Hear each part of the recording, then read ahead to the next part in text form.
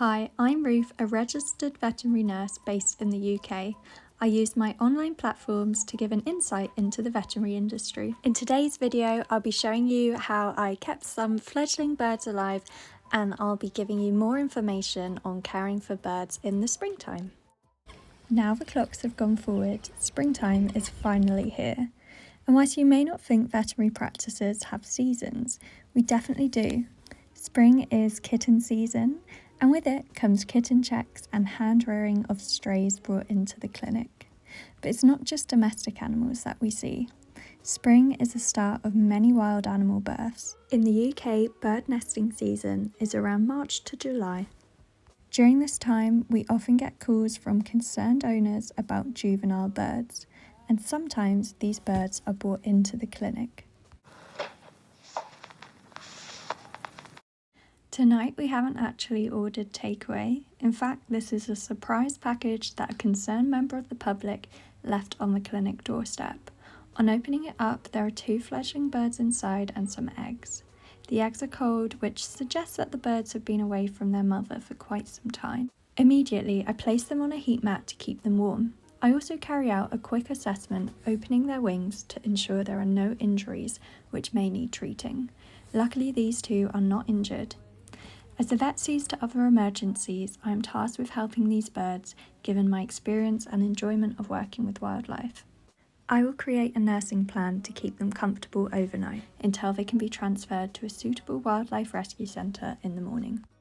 Firstly, I need to identify the birds to ensure I give them appropriate care. I'm pretty sure these are pigeons, but when I'm not sure about the species of bird, I find the RSPB Identify a Bird tool an extremely useful first point of call. After an educated Google search, I find a pigeon rescue site with photos to help determine the age of our pigeons. It looks like they're around 11 to 13 days old. With this information, I can create a suitable feeding plan. Birds have a varied diet from seeds to berries to worms, and so it is important to ensure we feed the appropriate diet to the right species of bird. These 2 are young and their presentation suggests they may be dehydrated, and so a critical care feeding formula is made up for them. This is a good quality feed to nourish them and is mixed with warm water to make a liquid consistency, which I was able to crop feed to the birds. Unlike humans, birds have an anatomical area called the crop, which is essentially an enlargement of the esophagus located just above the chest. It's used for storing food and is often where mother birds will deposit food into their young. The birds are wrapped into a towel so that their wings are not flapping and I can handle them easily. We currently have an outbreak of avian influenza or bird flu in the UK, so I made sure I was wearing both a mask and gloves.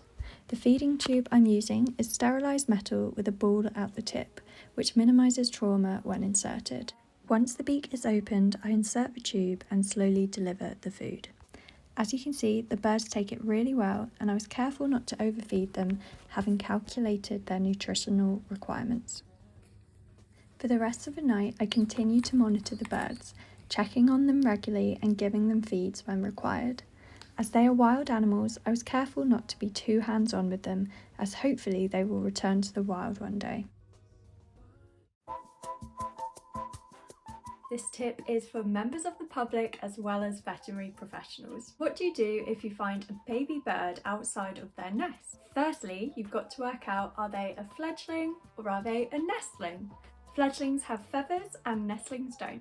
Regardless of whether a nestling is injured or not, you'll want to call your local vet or wildlife rescue centre for advice, as these little ones don't do too well when outside of their nests for long periods of time. Now, if it's a fledgling, it's probably been practicing its flying and its mum will soon return and take it back to its nest.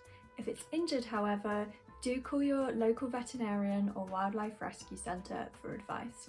If there's no signs of injury but it appears to be in a position of danger, move it carefully to a place where it's safe, such as underneath a bush. Once it's in a safe place nearby, monitor it for at least an hour. If adult birds are returning, leave it alone and the bird will likely be okay. If no adult birds are returning within a couple of hours, then contact the relevant people for advice. Who knows, it might end up with me. I hope this helped and thank you for watching.